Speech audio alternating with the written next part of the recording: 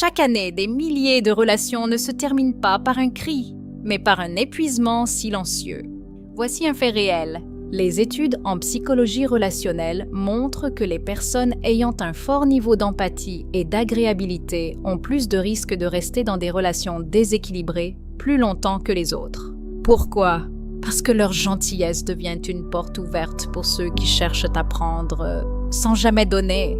Aujourd'hui, on va comprendre pourquoi les personnes les plus douces attirent parfois les partenaires les plus destructeurs. Bienvenue sur On te manipule, la chaîne qui décrypte les mécanismes invisibles des relations toxiques dans l'espace francophone, de la France à la Suisse, de la Belgique au Canada. Si tu veux apprendre à voir ce que les autres ne voient pas, abonne-toi maintenant. Une personne gentille évite les conflits.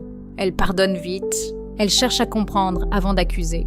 Un partenaire toxique ne voit pas cela comme une qualité morale. Il voit une marge de manœuvre.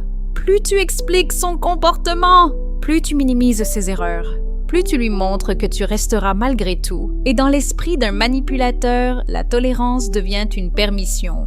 Les personnes gentilles ont un réflexe. Il agit comme ça parce qu'il a souffert. C'est noble, mais dangereux. Comprendre une blessure ne signifie pas accepter d'en devenir la cible. Les profils toxiques utilisent souvent leur passé comme bouclier émotionnel. Et l'empathique, au lieu de poser une limite, décide de sauver. Or, l'amour n'est pas une mission humanitaire.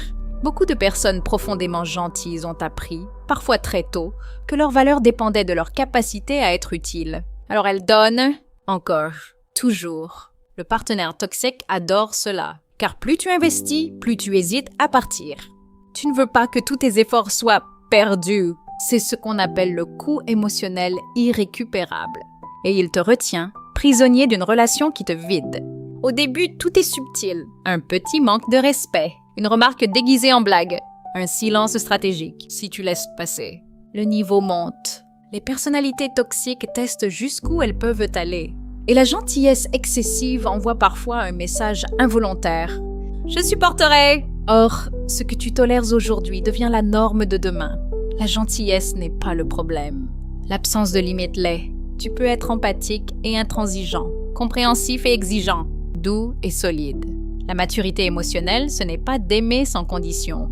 C'est d'aimer avec discernement. Une personne saine respectera tes limites. Une personne toxique s'en plaindra. Et cette réaction te donnera déjà ta réponse. Les personnes gentilles n'attirent pas les toxiques par faiblesse. Elles les attirent par lumière. Mais la lumière doit apprendre à filtrer ce qu'elle éclaire. Rappelle-toi, ce n'est pas ta gentillesse qui doit diminuer. C'est ton seuil de tolérance qui doit évoluer. Si ce contenu t'aide à comprendre ce que tu vis ou ce que tu as vécu, abonne-toi à On te manipule. Parce que comprendre les mécanismes invisibles, c'est déjà reprendre le pouvoir.